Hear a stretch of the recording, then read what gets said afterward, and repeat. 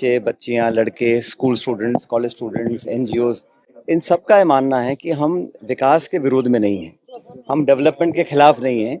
हम चाहते हैं निवेश हो, इन्वेस्टमेंट्स हो, और जो सरकार की योजनाएं हैं, चाहे वो होटल बनाने की हैं या कंस्ट्रक्शन करने की हैं, उसके विरोध में कोई नहीं है। तो इनका जो मानना है, और मैं इससे सहमत हूँ, कि अगर प्रकृति को, पर्यावरण को, पशुओं को, पक्षियों को अगर हम प्रोटेक्ट कर सकते हैं तो पहली प्राथमिकता वो होनी चाहिए।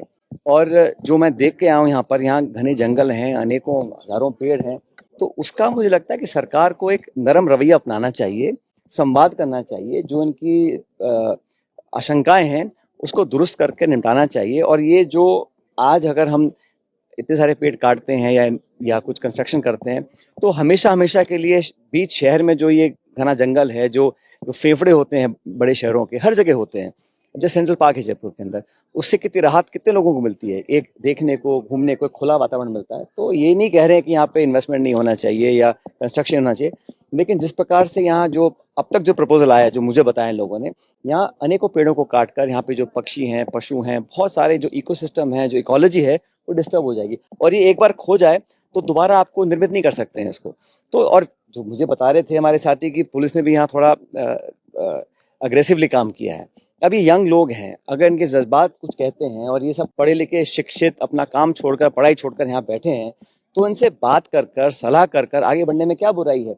और ऐसा नहीं है कि कोई निर्णय दोबारा उसका मूल्यांकन नहीं हो सकता, रिव्यू नहीं हो सकता, चर्चा तो हो, संवाद तो हो, और कोई ऐसी कमेटी बने जो निष्पक्ष हो, जो बैठ के यहाँ पे समाधान निकाले। अगर यहाँ जंगल, जमीन, पशु पक्षियों को बचाने का अगर 1% भी चांस है तो सरकार को वो करना चाहिए।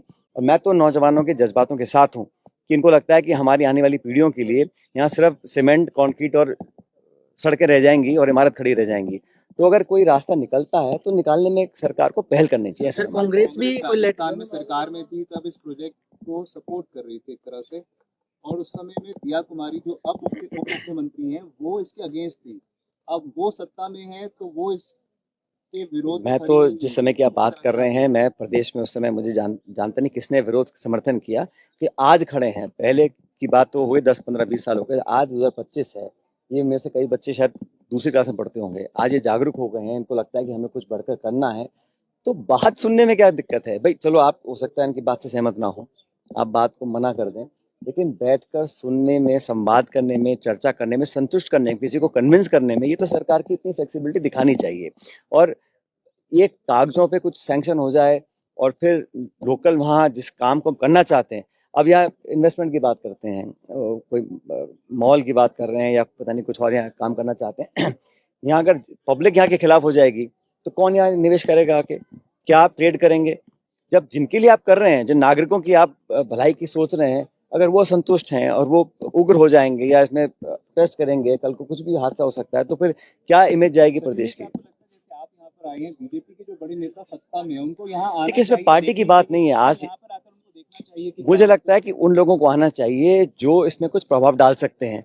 और मैं तो मानता हूं कि कोई एक ऐसी कमेटी बने, हाई पावर्ड कमेटी, जो निष्पक्षता से फैक्ट फाइंडिंग करे, यहाँ पर ऑन द ग्राउंड असेसमेंट करे, न्यायालय को सही तथ्य बताए, और अगर थोड़ी भी अगर संभावनाएं हैं कि ये जंगल, पुराने इतने यहाँ पेड़ हैं, अगर उनको बचाया जा सकता है तो बचाया जाना चाहिए। लेकिन ये रवैया कि हमने जो कर दिया वो फाइनल है, अब इसमें कुछ होगा नहीं। आप वैसे तो अभी पर्यावरण दिवस था, सारे सरकार, केंद्र मंत्री, राज्य मंत्री सब पेड़ पौधे लगा रहे हैं, और जो बने हैं उनको अब काटने में लगे हैं। तो ये कहाँ की तुक है? क्या क्या आपका पूरा साथ रहेगा? भाई, मैं तो सिर्फ यहाँ पे नहीं, जहाँ पर भी मेरा तो जहाँ समर्थन लोगों को चाहिए, मैं देना चाहता हूँ हर चीज के लिए। प्रकृति ऐसी चीज है जो हमारा नहीं है, ये आने वाली पीढ़ियों के लिए अमानत हमें आगे देनी है। अगर हम उसमें इतना प्रहार कर देंगे कि उस लायक नहीं बचे कि पुनर्जीवित हो सके, तो नुकसान किसका है?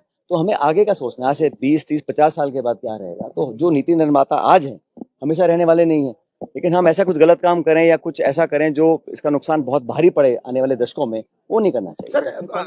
सर, एक सवाल ये है सर, नेता दरअसल सत्ता में आते ही जबान बदल जाती है, क्या आपकी जबान कायम रहेगी, हमेशा साथ रहेंगे पेड़ बचाने के लिए? कहा ना आपको, कोई भी हो, जब सरकार होती है, सत्ता होती है, तो सुनने में, समझने में, समझाइश करने के लिए हमेशा संभावना छोड़नी चाहिए।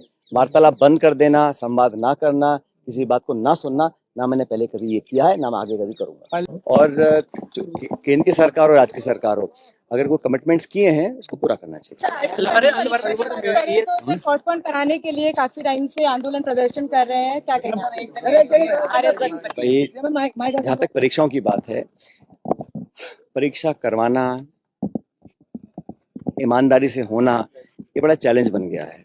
और मैं फिर कहता हूँ कि सरकार को लोगों की, जनता की, नौजवानों की बात को सुनना चाहिए और जो प्रैक्टिकल चीज़ है उसको करना चाहिए, जिद पे नहीं अड़ना चाहिए। अगर कोई डिमांड आती है जो वाजिब है, जो हम उसको मान सकते हैं, तो सरकार को पहल करके उसको मानना चाहिए।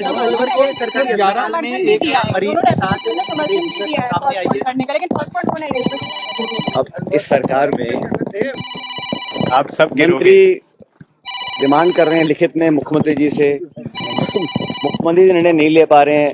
कभी कोई सब कमेटी बन जाती है, कभी कैबिनेट में डिस्कस होता है, लेकिन निर्णय नहीं होते हैं। तो मैं हमेशा से कह रहा हूं कि यहाँ पर जो निर्णय लेने की क्षमता, डिसीजन मेकिंग जो है, वो इतनी बिखर चुकी है कि यहाँ पर ऑफिशियल्स बहुत हावी हो गए हैं और प्रशासन जो है वो सरकार नहीं बल्कि वो अधिकारी चला रहे हैं।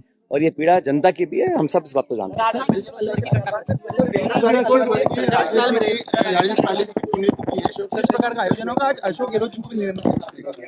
स्वर्गीय पायलट साहब की पुण्यतिथि हर साल 11 जून को होती है और उनको हमसे जुदा हुए इस साल 25 साल हो जाएंगे।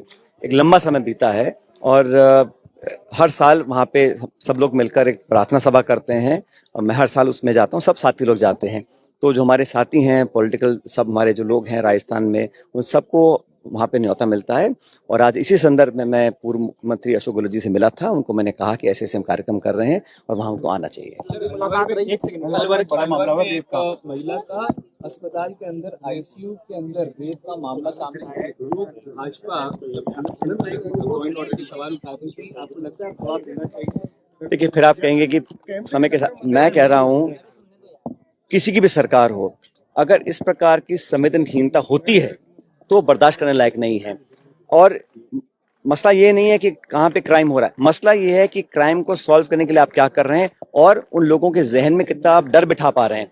अगर होम डिपार्टमेंट, पुलिस, प्रशासन, सरकार इतनी लचर है कि लोग दिन दहाड़े कुछ भी कर रहे हैं, वो पकड़े नहीं जा रहे हैं, एक हफ्ते बाद वो सुर्खियों से खबर हट जाएगी और फिर नॉर्मल काम चलता रहता है, तो सरकार को इस तरह काम नहीं कर सकती। उसको जीरो टॉलरेंस अडॉप्ट करना पड़ेगा और एक पॉलिटिकल लीडरशिप दिखानी पड़ेगी कि क्राइम, आजकल दलित हो, आदिवासी हो, महिला हो, बच्चों हो, लगातार शोषण हो रहा है, उत्पीड़न हो रहा है, बलात्कार हो रहे हैं, मर्डर हो रहे हैं, रोकने को तैयार नहीं है।